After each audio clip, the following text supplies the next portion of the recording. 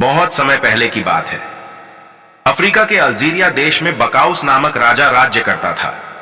उसके ही राज्य के एक नगर में एक समझदार जज रहता था, जिसकी न्यायप्रियता के चर्चे दूर दूर तक फैले हुए थे। जब राजा के कानों में उसकी न्यायप्रियता के चर्चे पहुंचे, तो उसने उसकी परीक्षा लेने का निर्णय किया। वह घोड़े पर सवार हुआ और जज के नगर की ओर चल पड़ा। जब वह नगर के प्रवेश द्वार पर पहुंचा, तो वहां उसे एक अपाहिज भिखारी बैठा दिखाई पड़ा। भिखारी ने राजा को रुकने का संकेत किया। राजा रुक गया। उसने राजा से कहा, मेरी मदद कर दो, मुझे अगले चौक तक छोड़ दो। राजा ने उसे घोड़े पर बिठा लिया। जब वे अगले चौक पर पहुंचे और राजा ने भिखारी को घोड़े से उतरने को कहा, तो भिखारी कहने लगा, यह मेरा घोड़ा है, तुम घोड़े से उतरो। दोनों में बहस होने लगी। लोग उनके आसपास इकट्ठा हो गए। बहस बढ़ती देखकर लोगों ने मशविरा दिया कि वे लोग फैसले के लिए जज साहब के पास चले जाएं। दोनों कचहरी पहुंचे। कचहरी में बहुत भीड़ थी। जज साहब एक एक करके सबको बुलाकर उनकी दलीलें सुन रहे थे। सबसे पहले उन्होंने एक लेखक और किसान को बुलाया। उनके साथ एक स्त्री भी थी। लेखक ने स्त्री की तरफ इशारा करके कहा, जज साहब, ये स्त्री मेरी है। किसान ने कहा, यह झूठ बोल रहा है जज साहब, ये मेरी स्त्री है। जज साहब ने उनकी दलीलें सुनी। लेखक और किसान को उन्होंने अगले दिन आने को कहा।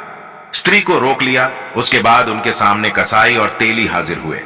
कसाई के कपड़ों पर खून से छींटे थे, वहीं तेली के कपड़ों पर जगह जगह तेल के दाग लगे हुए थे। कसाई के हाथ में पैसों की एक थैली थी। कसाई बोला, जज साहब, पैसों की यह थैली मेरी है। किसान बोला, नहीं जज साहब, यह थैली मेरी है। दोनों की दलीलें सुनकर जज साहब बोले, ये पैसों की थैली यहीं छोड़ जाओ, तुम दोनों कल आना, मैं कल फैसला करूंगा। अंत में राजा और भिखारी की बारी आई। राजा ने जज को सारी घटना बताई। तब जज ने कहा, घोड़े को यहीं छोड़ दो, तुम दोनों कल आना। अगले दिन कचहरी में सब हाजिर हुए। सबसे पहले जज साहब ने लेखक और किसान को बुलाया। दोनों सामने आए। जज साहब ने फैसला दिया, यह स्त्री लेखक की पत्नी है, किसान झूठा है, उसे 50 कोड़े लगाए जाए। उसके बाद उन्होंने कसाई और तेली को बुलाकर फैसला सुनाया, यह पैसों की थैली कसाई की है, झूठे तेली को 50 कोड़े लगाए जाएं।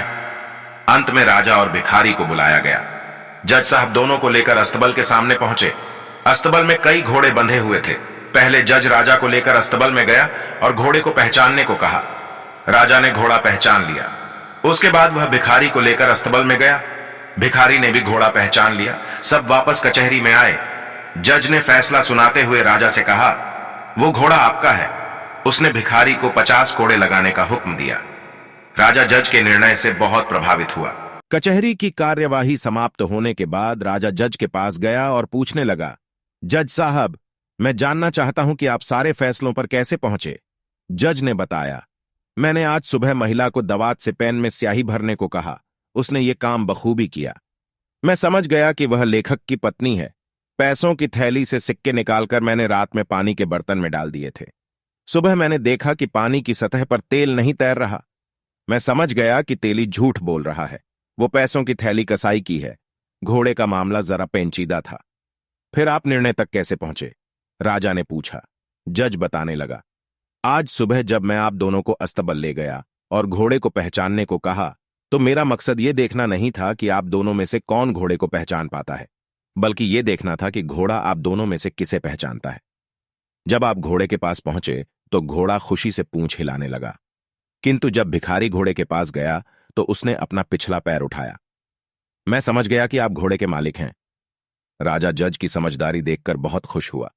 उसने अपना परिचय देते हुए जज को इनाम देना चाहा, पर जज ने विनम्रता से मना करते हुए कहा, यह तो मेरा कर्तव्य है और मैं पूरी निष्ठा से अपना कर्तव्य निभाता हूं। सीख, सदा अपना काम पूरी निष्ठा के साथ करना चाहिए।